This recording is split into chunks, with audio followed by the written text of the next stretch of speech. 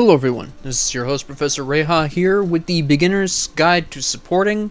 This is going to be the only episode in this series that does not have a match in it, but I wanted to take a moment to talk very specifically about items, and I don't know about you, but trying to play a match and talk about items, especially with me being only able to buy 6 items, and being able to only potentially pull from the other 6 items from the opposing support, would be very distracting. So, I'm going to just take a nice short episode and we're going to talk about items, why I tend to rely on certain items, because if you've been watching my support guides for specific Guardians, you'll know that I definitely have my favorite items, and I want to get into why those are my favorites, when I switch to alternative items, why I switch to alternative items, and why I don't build some other items that maybe you see other support players playing as, or playing with. But I want to get right off into the starters first. So let's talk about starters. Now, if you're new to supporting, I strongly recommend your first few matches you play with Sentinel's Gift. Don't mess with any of the other really complex ones. I can't say really complex, but don't mess around with the other more complex ones, because Sentinel's Gift really will get you to form good habits as support. Now, the reason why is because Sentinel's Gift, first off, gives you 10 physical and 10 magic protection, which is nice, 75 health, which is nice, and 7 MP5.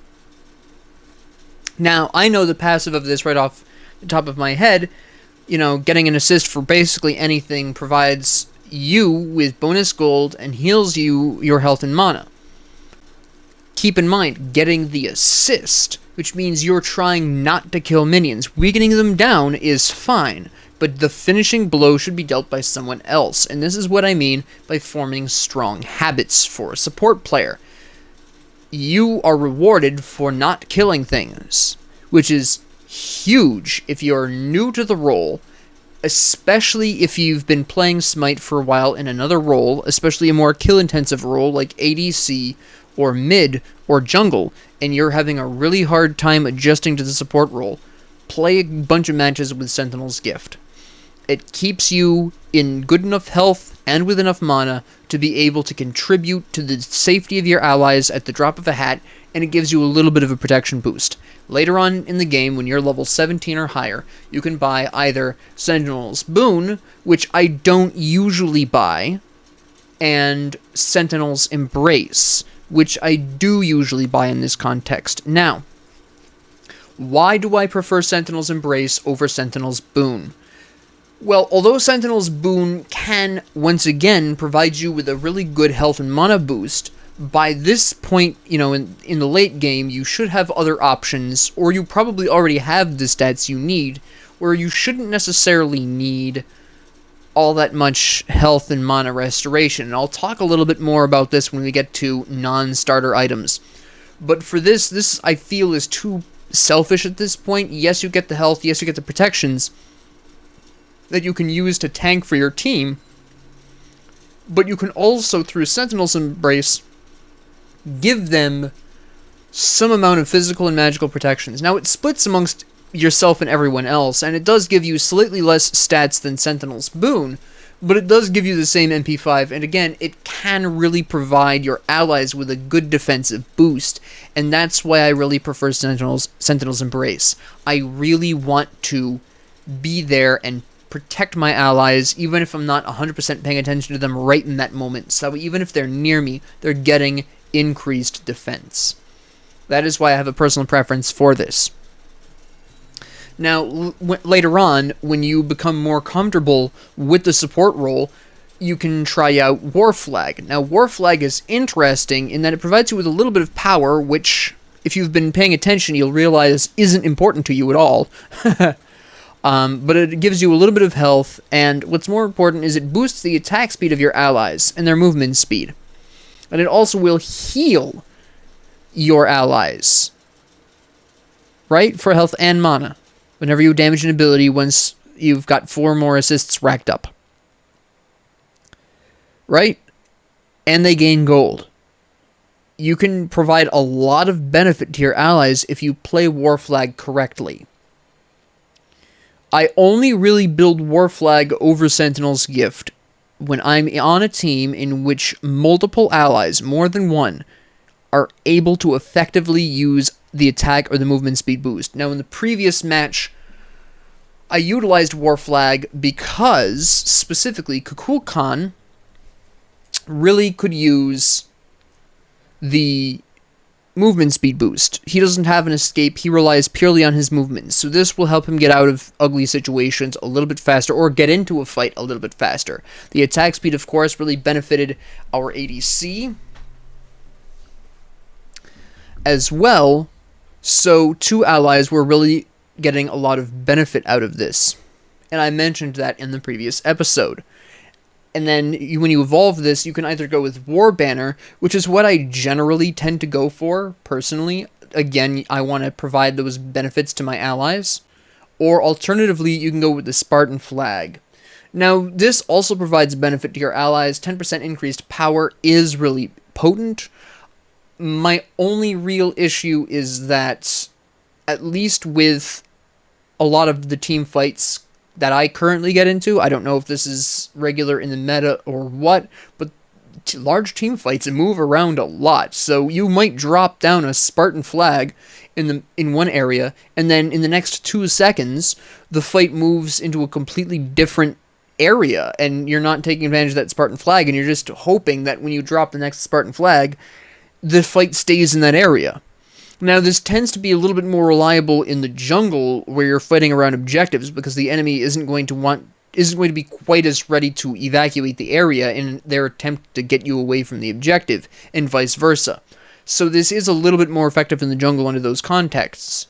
But the rest of the time, I find this to be slightly unreliable. A lot of the time, you will have a Spartan Flag where you really need it, but not always. And I just prefer, in a lot of situations, to use War Banner, especially since I will often have built War Flag specifically for the movement and attack speed boosts. And so often, if I have justified the War Flag that way, for the insane benefits that it's providing my allies, War Banner gives you even more of the same benefits. So a lot of the times, if I'm building War Flag, I want War Banner because it's going to boost my allies in the way that I was trying to do originally, but more, essentially. Another starter item that a lot of supports should be really aware of is Tainted Steel. Now, this is extremely situational, and if you're new to the game of Smite, then it will take you a little bit of time and experience to understand what enemies will have the levels of healing that will require this, because Tainted Steel and its evolutions are all about preventing the enemy from healing. Okay? This is anti-heal. That is 100% what it does. You get a little bit of power, that's whatever. You get 15 of each protection, which is nice. But what this is really about is anti-healing. If you come up against a team consisting of Hell and Chang'e, that's a lot of healing. They heal their allies a lot. Build Tainted Steel. Examples like that. And this can even extend to self-heals. For example, Hercules and Hades have very powerful self-heals that often Tainted Steel will give you a lot of... it will give your allies a lot of leeway to kill them. All you need to do is hit them. It doesn't matter how much damage you do. Just hit them, and their healing will be reduced. And then when you evolve this, you're going to want to evolve into the one that gives you the most protections, that will help you the most against the enemy team composition. For example, the usual team composition, I use that term usual loosely, is one of each class.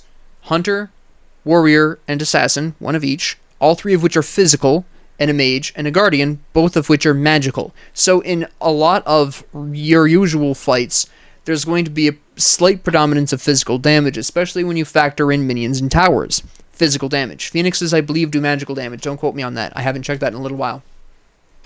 Regardless, there's usually going to be more physical protections. So Tainted Breastplate is usually what I go for just as a response to that. But sometimes the enemy team has more magic damage, in which case you go with Tainted Amulet. It really depends on the context, right? So those are really the three primary support starter items that I go into. You could go into Warding Sigil. This really is quite interesting. It gives you both protections, of course, at 15, 75 health, and whenever you're hit by an ability, you gain Dampening, which decreases your damage taken by 5.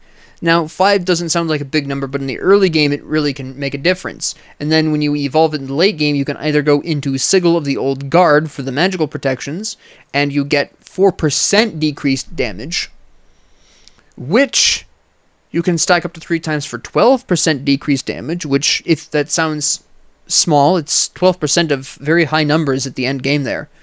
Or you can go into the Infused Sigil for less protections overall, and as you can see here, an Exploding Sigil, which, if I'm playing solo, I'll get this, but we don't care about solo in this particular beginner's guide. So if you're going to go into Warding Sigil, Sigil of the Old Guard. That's where you're going with this. I will only really build this if there is a predominantly heavy magical damage presence on the enemy team, and they don't have an overwhelming amount of healing. So that's really when I build this, but a lot of the time I'm probably going to build War Flag or Sentinel's Gift, because that provides more benefit to my allies. This is probably my least built item here, because this is purely enhancing you, which isn't necessarily a bad thing, but like I said, you have the option of really helping out your allies. With the other 3, you can help prevent the enemy from healing, or reducing the enemy's healing, so your allies have an easier time killing them. You can increase your allies' attack and move speed, and heal your allies through War Flag, or you can make sure that you aren't stealing kills, minion kills and stuff, and you are at the health and mana you need to support your allies. Unfortunately, Warding Sigil does nothing for your mana, so it is also a problem, at least for me, where I run out of mana a lot more with Warding Sigil than I would with any of the other ones. I mean, obviously Tainted Steel doesn't have that either, but it's a bit more of a focused thing anyways. This is very situational.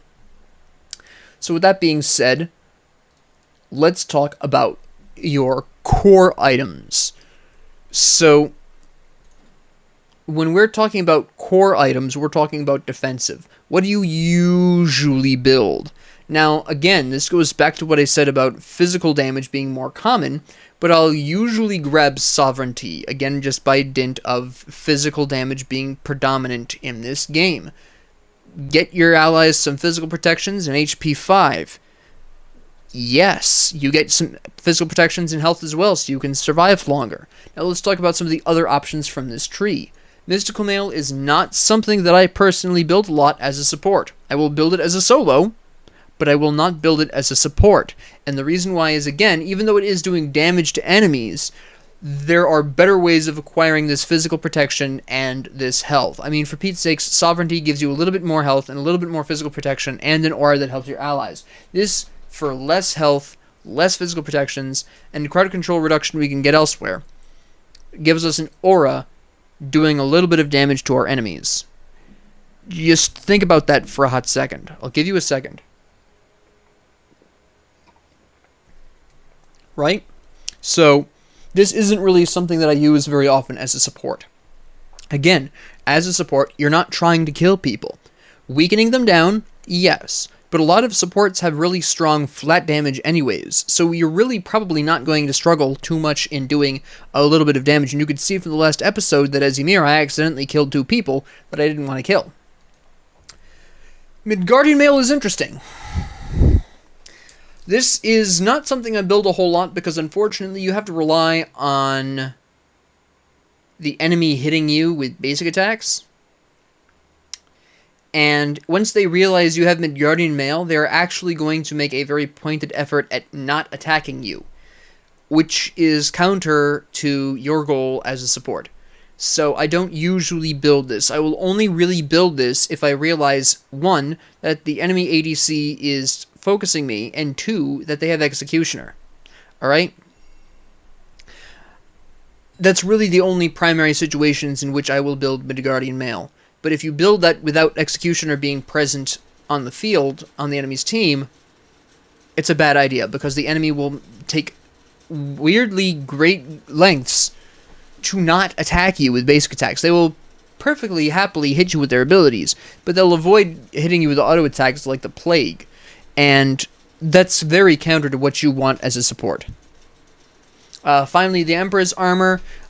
I know they buffed this. It decreases the attack speed of enemy towers and phoenixes and increases the attack speed of your own.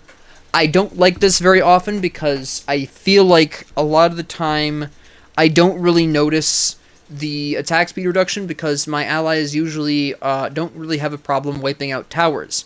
There is a couple of situations I have built this in, namely if my ADC is not building penetration, not protection reduction.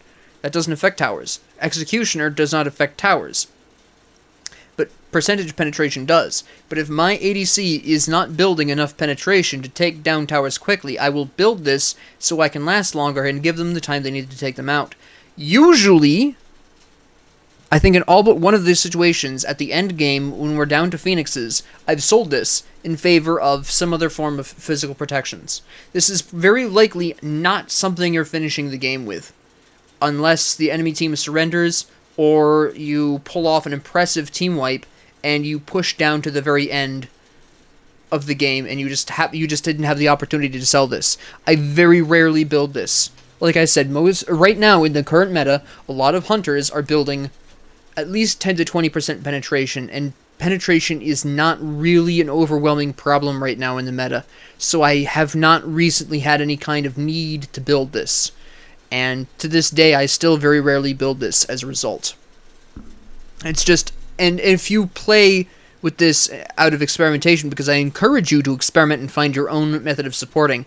I've been supporting a long time, but the way I support might not be the way you're comfortable supporting, and I'll talk about different ways of approaching the support role in a later episode of this series. But if you want to experiment with this, go right ahead. But I think you will find this to be unimpactful, I think would be the ideal way of describing this. Because in most situations, at least with the current meta, your hunter probably has the attack speed and the penetration they need to burst down a tower very quickly, with or without your help. So that's one thing I really wanted to talk about. Another tree that you will probably find in your core section a lot is this tree. Now, I often am building Pestilence because I only want, say, in the average match, 2 magic protection items because, again, of the predominance of physical damage. Pestilence, and we'll talk about the physical version a little bit later, Pestilence provides you with more anti-heal. Most players are going to build some form of self-heal if their kit doesn't include it by nature. And by kit, I mean all of their abilities and their passive. So it is something that I build very frequently. People will build Aussie, which gives lifesteal, like I talked about at the end of the last episode, and things like that. So this becomes very important. Another thing that I think is criminally underpurchased is the Bulwark of Hope. Now, if for some reason you are facing, well, if you're facing a very magic-heavy comp, the Bulwark of Hope is startlingly effective. You get the 80 magic protections that you would get with Pestilence. You get 250 health, which is exactly what you'd get with Pestilence. But you also get 20% crowd control reduction, which, by the way, if you're confused on what that is, crowd control reduction reduces the amount of time you are crowd controlled for. If you would normally be stunned for 1 second, and you have 20% crowd control reduction because you bought Bulwark of Hope, you are actually only going to be stunned for 0.8 seconds rather than the full 1 second. And if you think that doesn't mean much, oh boy, you haven't been on a CC train, a crowd control train. The ability of a coordinated team to hit you with multiple forms of crowd control, stuns, silences, roots, pop-ups, sleep, whatever, it can be quite dangerous even for a support. So crowd control reduction can make a difference against a well-coordinated team. Against a team of randoms, it really depends on the skill of the randoms, on the ability of the randoms to coordinate with each other in a random match.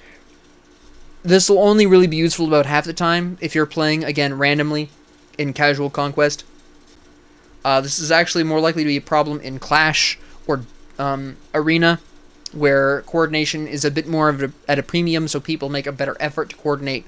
But in Conquest, crowd control reduction is only important if the enemy team is unusually skilled or unusually coordinated. But anyways, none of that's the important thing about Bulwark of Hope. The important thing is that Health Shield you get a shield equal to 15% of your maximum health. And as a support, you've probably figured out that since health is one of the things you're trying to build, you'll probably wind up with a lot of it. Yes, Bulwark of Hope is criminally underpurchased. I've been seeing it slowly rise in popularity and about stinking time too, but it's a beautiful item. Heartward Amulet is basically the magic version of Sovereignty, as you can see here. If the enemy team has an abnormally large amount of magic damage, this is what you build. And then Talisman of Energy, which is kind of like a miniature war flag. I mentioned this in the last episode, but as you can see from the reading here, it does very similar things, but it gives you more magic protection in exchange for power, more health, and it doesn't provide your allies with healing. So there is that. Now, if you want to have Sentinel's Gift and still like the effects of Warflag, Talisman of Energy is an excellent pickup, but again, be sure that your allies either need the movement speed or they need the attack speed, because building this when only one person on your team can use either of these stats is probably not the best idea. So let's move on to the good old breastplate tree. Now, going from the right, Contagion is just the physical version of Pestilence. You get mana and MP5 instead of lots of health and lots of magic protection, but the aura that it has is the exact same as Pestilence, to the point where they do not stack with each other. Now, you will hear throughout the community that you should never have more than one of any one aura. This is sheer arrogance. Don't have more than two. Because logically speaking, when you're in a team fight, and either you or your solo lane dies, and they have one of these important auras, and they die, there's no backup aura. Your team is now doomed. For example, let's say you build Contagion here, and your solo lane doesn't build Pestilence or Contagion. So once you die, no one's built any other anti-heal in a worst case scenario, and now the enemy team is just healing themselves throughout the fight and they win. If your solo lane picks up Pestilence, you pick up Contagion, or you both pick up Contagion for all I care, or you both pick up Pestilence, doesn't really matter, but if you both pick up this anti-healing aura, if one of you dies, that's okay. The other one can step forward and continue to provide the anti-heal. But for me personally, it is a rule that two identical auras is fine. 3 is excessive. But 2 is okay. So even if your solo lane has already built either Pestilence or Contagion, as long as nobody else has built it, go right on ahead. Double up on that aura, so one of you is a backup. Okay? Don't be afraid of doubling up on auras. Just don't triple them. That gets a bit ugly. Special armor, this is specifically if the enemy team has a lot of critical strikes. That's something you're going to... Well, you can tab in, you can use the tab to show the scoreboard and see what the enemy team is building. So you do want to be keeping an eye on that anyways, so you can counter-build. A large part of support play is counter-building to make sure that you're not dying to what the enemy has, to make sure that you're providing the support your team needs. For example, if let's say for your third item you're thinking about building Pestilence, but you don't know if the enemy team is going to be healing that much, you hold down the tab key, you look at the enemy's build. Oh, the enemy team has no lifesteal. Okay, maybe I can wait on some anti-heal and see if they do wind up building some healing. So you build Bulwark of Hope instead. You then check afterwards, and oh look, 3 enemies are now building lifesteal. Okay, let me build Contagion because I just built Bulwark of Hope and I don't want to sell that for a loss of gold. It's a very similar thing with Spectral Armor. Is the enemy building critical attacks? No. Nope, we got no critical strikes. Okay. And then later on down the road, they build critical strikes, and you look and, oh no, they've got crits. Now my last item should be Spectral Armor. Right? You don't necessarily need to build Spectral Armor for a single opponent building criticals, depending on the context. If they have Executioner, you probably should anyways. But, 2 or more enemies with criticals, oh, please slap on some Spectral Armor, because you will get absolutely decimated. You see me build this a lot, and that's because Cooldown Reduction, again, is something that I really appreciate as a support, because you're trying to get your abilities up as quickly as possible, so you can inflict the crowd control you and your team needs. That's why this is important. There's really nothing else to say about this. It's very basic, as you can see. And I don't build this often, because personally, block stacks aren't that good long term. Yeah, sometimes they can save your life. I have found this very useful against team comps with against a hunter with executioner and a physical heavy presence, because then you can block the first remember, executioner needs to hit you with basic attacks before it'll reduce your protections. So these block stacks give you a good 3-shot cushion, potentially, to not have your physical protection reduced. So there are contexts to this being useful, but all of those contexts, at least from my experience, revolve around executioner being present. If the enemy team doesn't have executioner, you probably don't need this. Tank it regular. The last major form of protections I'll talk about is the Kusari Tree. Now, usually when I'm going to go about this tree here, I'm either going to go into Genji's Guard, primarily for the cooldown reduction and the magic protections, and the passive, which reduces my cooldowns further, which is really nice. That's a huge benefit there. Get that stun out faster. Or Shogun's Kusari. Again, if you have War Flag, you have Talisman of Energy, you've got all of these auto-attacking allies, Shogun's Kusari is great. Because this is only something that I use in context of a strong auto-attack presence on my team, or a basic attack presence, as the game terms it, this is somewhat situational. So just keep that in mind. If you do have a lot of people who use basic attacks, this is fantastic. I'll sometimes build this, but it's not very often, because again, this feels a little bit more selfish to me. This kind of goes back to the Sentinel's boon question. I do occasionally build this when I'm in a really rough spot, and I really need that damage mitigation so I can survive long enough to actually help my team. So, there is that as well to have to support you. This is a little bit better from behind as well, because if you're behind, you've died a whole lot in the early game because your ADC was too timid, you made mistakes, your mid hates your guts, I don't know what the situation is, but you fall behind for any reason. Oni Hunter's Garb can really help you a lot in getting back up to where you need to be, because that damage mitigation is even more valuable when you are behind, because the enemy team is doing more damage, and that's more damage to be mitigated from the percentage mitigation. Alright, so this is usually something I will build from behind if I need the magic protections. That is usually when I default to this. Now let's talk about a little bit of healing, right? Here we are, good old Emerald. Now first, it is important to note that the Gauntlet of Thebes is an incredibly powerful aura item. When you get 50 assist stacks, again, think Sentinel's Gift, you get 50 of each protection, and you have an aura that gives 10 of each protection. It's kind of like half the strength of the Heartward Amulet and the Sovereignty, but without the benefits to the HP or MP5.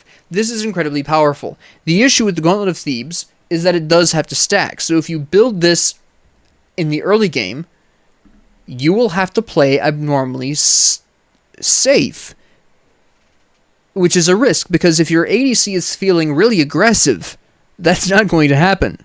This is usually best with someone you're in communication with. You're in the duo lane or the mid lane with someone that you know well, who can understand, hey, he's building Gauntlet of Thebes, maybe I should play a bit safer. In random matches, I think you will find that this will pay dividends in the mid to late game, but you will find yourself dying more often in the early game because you only have the health benefits. You're not really getting a ton of the protection benefits until it's much higher stack. So just keep that in mind. Excellent item, but your early game will suffer if you build this a lot of the time, unless you have the ability to coordinate, or you realize that your randomized allies from across the globe are safer players, in which case you can really get away with this. Mantle of Renewal is my usual go-to healing, because again, as I mentioned in the previous episode, every 4 hits, every 5 hits, boom, heal.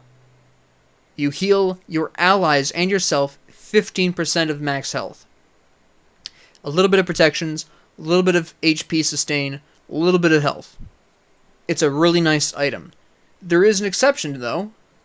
I will build Stone of Gaia if the enemy has a whole bunch of what I call movement crowd control. Now, they call them knockups, knockbacks, pulls, and grabs, but basically any enemy attack that relocates you or removes your feet from the ground will trigger this first passive. And of course, it heals you passively over time as well. This, again, goes back to the Sentinel's Gift idea, where you're just trying to make sure you have the health and mana you need to keep your allies alive. If you are going to build this, you will definitely be needing to compensate for your lower protections, which we'll talk about in a minute. I don't build Shield of Regrowth very often, because after healing yourself from an ability, you gain 30% movement speed. Not a whole lot of Guardians heal themselves. Not in the way that Shield of Regrowth is talking about. I'm not talking about HP 5, and neither is Shield of Regrowth. Passive HP restoration, such as Stone of Gaia, will not trigger this. We're talking about things like Sylvanas' Wisps, Yamoja's Healing Wave thing that I can't remember the name of. Things like that. That will trigger this. So it's something I very rarely use, and even in that context, I don't build it very often because it only offers you 300 health, and it doesn't offer you healing, it just offers you a movement speed boost, which is fine, and it also offers you some cooldown. But at that particular junction, if I wanted health, I would just go for Mail of Renewal or Gauntlet of Thebes. So it's not something I build terribly often. But if you are going to be building Stone of Gaia, you might want to consider a Cloak. These are huge. This, Height of the Urchin, is really nice if you can stack it up. 30 of each protection at default, 250 health and mana, and at the end, you get an absolutely fantastic 21 extra protections, leaving Height of the Urchin at the end of the day, after 7 stacks of kills or assists, 51 of each protection, and a health shield that you get that refreshes itself and stacks. Wow, it is a fantastically defensive item. And if I'm going to build Stone of Gaia, this is usually my next purchase. Or if I know I'm going to build Stone of Gaia in the future, I might build this right before Stone of Gaia. It really depends on the context. Magi's Cloak I don't buy very often as a support, because it is your job to absorb this crowd control, and you should not be afraid of the crowd control. What I prefer building instead of Magi's Cloak as a support is, in fact, Spirit Robe, because whenever you are hit by crowd control, whereas this only blocks the next crowd control every 70 seconds, this will give you 15% damage mitigation for 3 seconds for the first crowd control hit for 15 seconds. So then, once they hit you with the first crowd control, which usually is going to be the enemy support that you're either initiating or counter-initiating on, or is trying to counter-initiate you, one or the other, it really depends. You get damage mitigation to survive that major initial impact. Keep in mind, and I'm going to talk about this a bit more in depth in the next episode, one of the jobs of the support is to initiate team fights, right? That is one of their jobs. It is their second most important job. The first one is, of course, keeping your allies alive. Second most important thing is initiation. When you initiate a team fight, the enemy team is going to do one of 3 things. The least common is for them to try to loop around you to get at your backline. This is usually not something people do because your solo laner is usually going to be there with you, trying to also initiate. So between you and the solo lane, it's very tough for most enemies, except usually the assassin, to slip past you and get at your backline. So this is the move of an arrogant team. Their second option is to retreat, either temporarily to try to lure you deeper away from your team, or potentially it's a temporary retreat, so that way they can, it's a permanent retreat so they can get into a better position. A permanent retreat is more likely to occur if the enemy knows you've got the numbers behind you. Like if you're all charging down middle lane, all 5 of you, and there's only like 2 people in the middle lane trying to clear the fire minions, and they see you and they run. The first and most common option, though, and this is what usually happens, is when you initiate, the enemy team dunks on you in a desperate attempt to kill you before your allies get there. Because if they can do that, then your team does not have their tank, all they've got left is the solo lane, and that's, you know, very bad news for your team, because now it's a 5v4, and they don't have their most durable person to body block, to keep the enemy off of them, etc. So a lot of enemy teams will turn around and try to kill you as quickly as possible. And the very first thing the enemy support is going to do is try to hit you with crowd control as a counter initiation. If they succeed at this crowd control, which, frankly, a lot of the times you'll want to walk into if you have this, once they hit you with that crowd control, you are taking only 85% of the incoming damage. More if you have the Oni Hunter's Garb, right? Besides this, it gives you cooldown reduction, crowd control reduction, and physical and magical protections, and a decent amount of both of those. But this will really help you in your initial initiations, and it's a very wonderful item, and I think it's also criminally underpurchased. Finally, there is the Mantle of Discord. This is a weird one, because this offers you uncontrollable third crowd control option. Now, the 60 of each protection is obviously very powerful, and so is the 10% cooldown reduction, but if you take under just below a third of your health, you unleash a stunning shockwave in a very close area around you, and cleans your crowd control effects.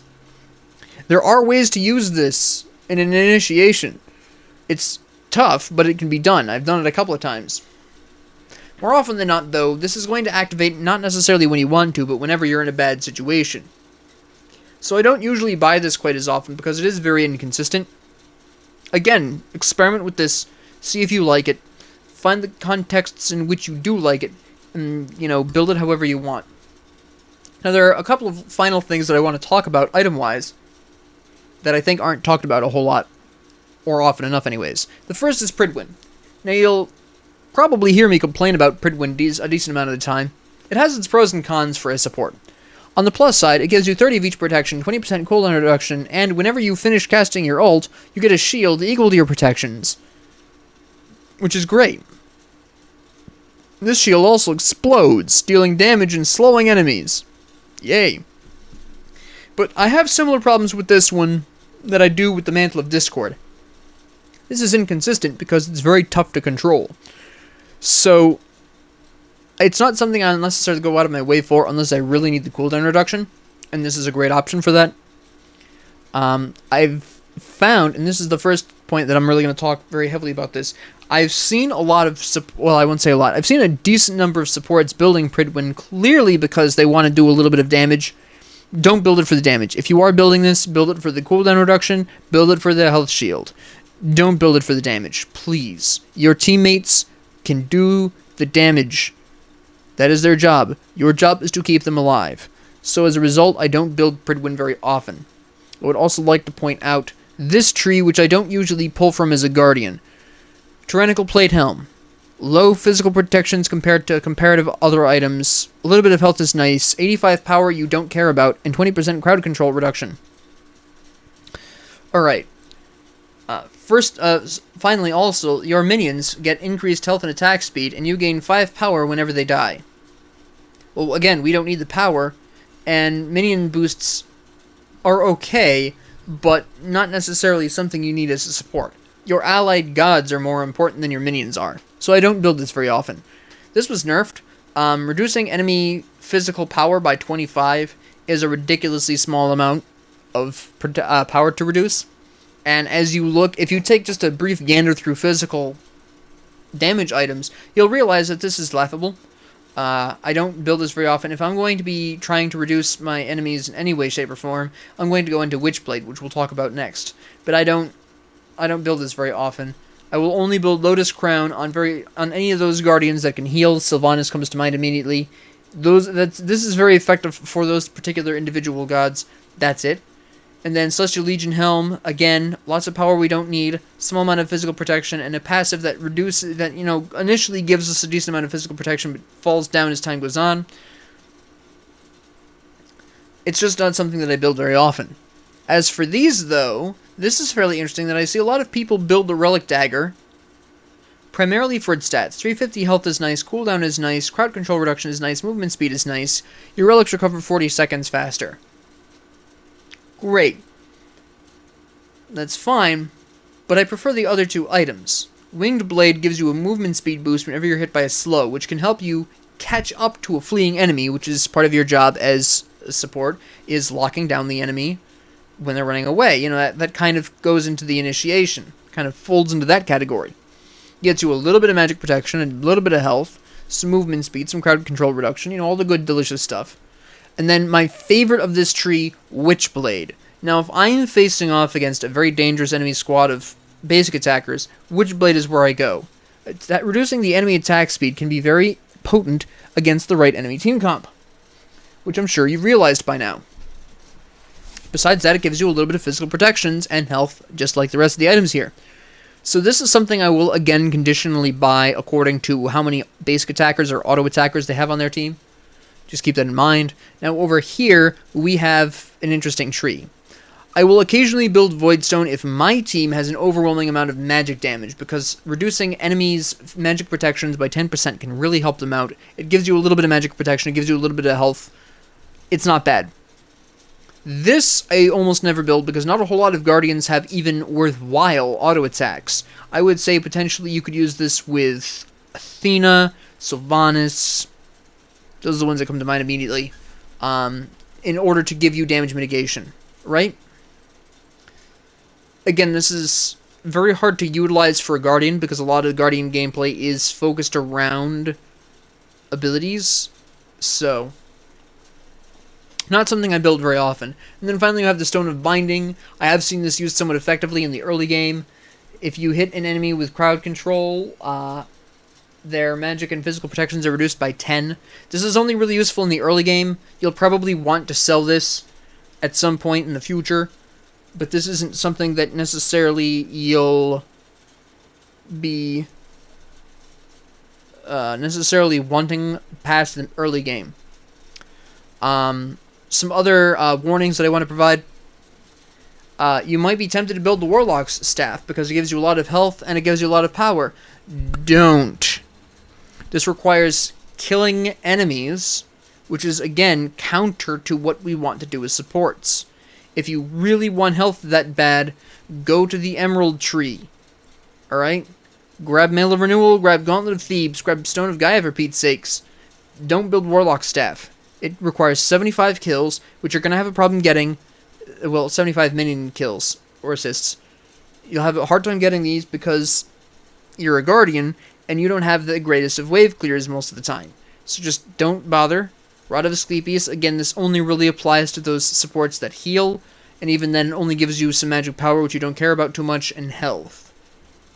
Ethereal Staff can be nice sometimes. It gives you some health, and it allows you to steal 6% of the enemy's max health, which can be very useful in reducing the enemy's max health pool, allowing your allies to kill them faster, and giving you temporarily boosted HP to defend better. I don't often build this, but if there's an extremely heavy, what is known as a man team, which is just a bunch of warriors and guardians on the enemy team, this can be very useful in those situations.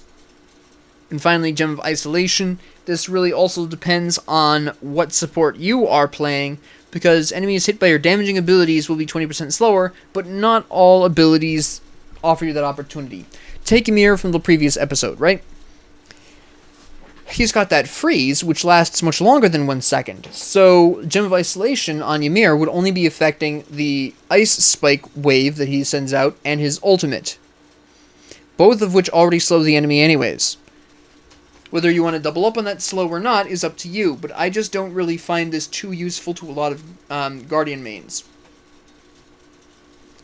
So, that's a lot of the defensive options. These are a lot of the items you will primarily be building. It is very unlikely you'll be building outside of these. There is nothing in this tree here that you want. Nothing. You should not be building any of these if you're really trying to sincerely play support. Alright? None of these. Doom Orb, maybe for the movement speed, but again, you've got these, which give you more anyways. So, I have never once, as a support, built any of these. Not even Chronos Pendant, not since the release of Pridwin. Yes, the passive means you actually have even faster cooldowns. not important enough to throw away one of your item slots on something that is not giving you protections and is not giving you health. It gives you power, which you don't need, and MP5, which you can get elsewhere, and cooldown reduction that you can also get elsewhere. Finally, it's worth noting that there is exactly one item in this tree, actually there's two, that you can actually use. Pythagram's Piece is occasionally nice to provide your allies with lifesteal, but a lot of the time I find this very ineffective since most serious combats involve anti-heal anyways, so it's not really going to make a big difference. Soul Gem can make more of a difference because you actually send out a pulse to heal allies around you, you get cooldown reduction, and you get a decent amount of health. Well, a smallish amount of health. So, the Soul Gem is potentially worth using. Again, it is a big risk because it's only giving you a small amount of health and a small amount of cooldown reduction, so you really have to be careful with them. With this. So, those are really the items that I really wanted to cover very specifically. You know, out of here, out of the offensive ones, in case you want to splash a little bit of damage or you just feel like there's a bit more you can do, the only one out of this tree would be potentially Divine Ruin. Again, Pestilence or Contagion is going to be better for this because it's very likely your mage is going to build this already. I have every once in a while felt the need to buy Divine Ruin. This is usually for extremely heal-heavy compositions. And Tainted Steel and Contagion or Pestilence alone are not enough. Or together they're not enough. Then you bust out Divine Ruin. It's very rare that I bust this out. The only other option here is Spear the Magus. Not for the lifesteal, not for the power, not for the penetration, but because whenever you damage an enemy god, they take 7.5% increased damage from all sources. This can be quite potent, especially if you're playing a Guardian that has a wide area with which it can hit enemies with very quickly, such as Cabrakan. So, again, this offers you no defensive strength personally, so it is a risk to build this. The only other thing I could honestly say here is nothing out of here, not even really the Book of the Dead, because if you want a shield, Bulwark of Hope is better. Straight up. And so is Hide of the Urchin. It's just really not worth building any of these other ones. And then, finally, it is about time we talked about these. Now, the only item I've ever built as a Guardian out of these, and it was once, and it was for a specific reason, was Demonic Grip. Your basic attacks reduce your target's magic protection by 10% for 3 seconds. This can be incredibly potent if you are on a almost full basic attack magical team. Soul, Chronos, the Morrigan, potentially. I mean, you just have all this magic damage on your team. Whether or not they auto-attack, it doesn't really make a difference, actually. If you have a lot of magic damage users on your team, or even in a rare horror of horrors, a full magic damage composition, Demonic Grip will do work. Alright? If you have the ability to auto-attack. For example, if I had a 5 magic comp and I was Ymir, Demonic Grip would be great. Ymir has great auto-attacks.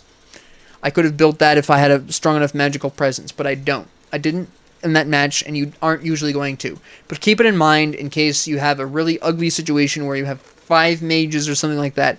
The enemy team doesn't, and you need to come up with a way of getting your allies to kill enemies. This is going to be your solution if nobody else builds it. So, with that being said, that's really all the items. And, well, I almost forgot to talk about relics. Hold on. I forgot about that. Alright, for relics, first off, if you're a support and you build Aegis and Purification, you are not prepared to die for your allies. And you should be. I don't build these almost ever.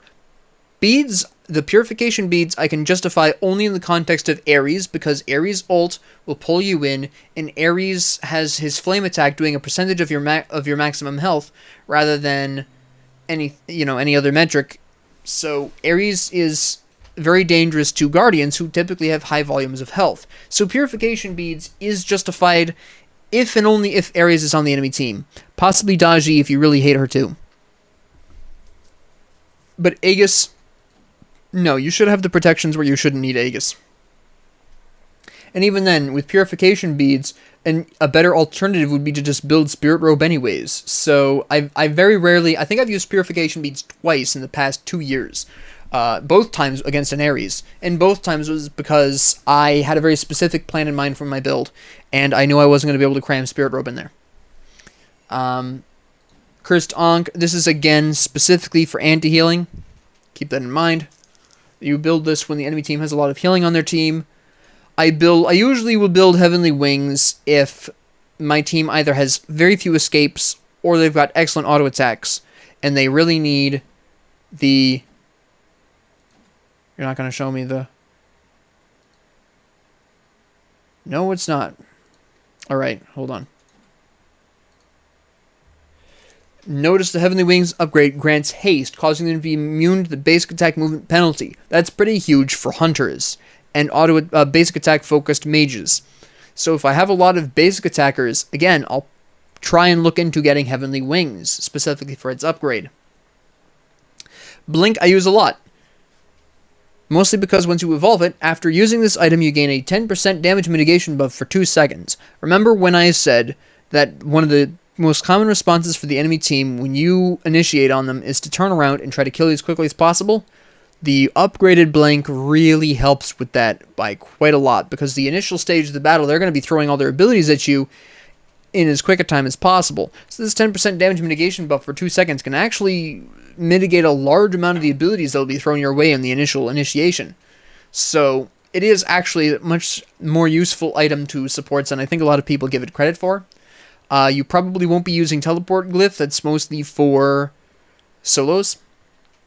Meditation Cloak, which is great for keeping your allies healed and bringing their cooldowns back. This is something that I wish I was in the habit of buying more often than I do. It is actually a good item. Magic Shell, also pretty well. This is particularly useful against enemy compositions that have a lot of basic attacks. As you can see, additionally, all allies take 50% reduced damage from basic attacks. Yeah, we're talking about hunters, certain assassins. An extension of this idea is Horrific Emblem, which reduces enemy movement and attack speed by 30 and 15% collectively, and the upgraded version reduces their damage dealt. Now, again, this is something I will build against opponents that have a large amount of, basic attacks. Often, if that's the case, I'm using a combination of Horrific Emblem and Magic Shell. But, be that as it may, we also have Phantom Veil, which allows you and your allies to walk through walls, and also gives everyone that is affected by a 15% damage mitigation buff, which can be very useful in surprise attacks. So do keep that in mind. We have the Bracer of Radiance, which basically is a glowing ward that gives allies who step in it for a brief second 10% increased power at half health. Above half health, and extra movement speed below it. So it can be really useful. I don't personally use it a ton. Because you can't necessarily be sure that your allies will have the increased power that they need. But ultimately, it's a nice item. Same thing with Sundering Spear. Again, it's kind of like Spear of the Magus, where you're getting the enemy to take increased damage. Targets hit take 7% increased damage. Roughly that of the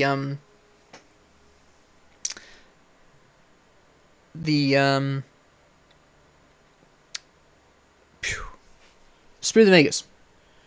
Shield of Thorns I don't usually build as well, because again this is damage and it will discourage people from attacking you, which is not what you want necessarily. Kuzenbo is the only example of this where I will actually use this item consistently.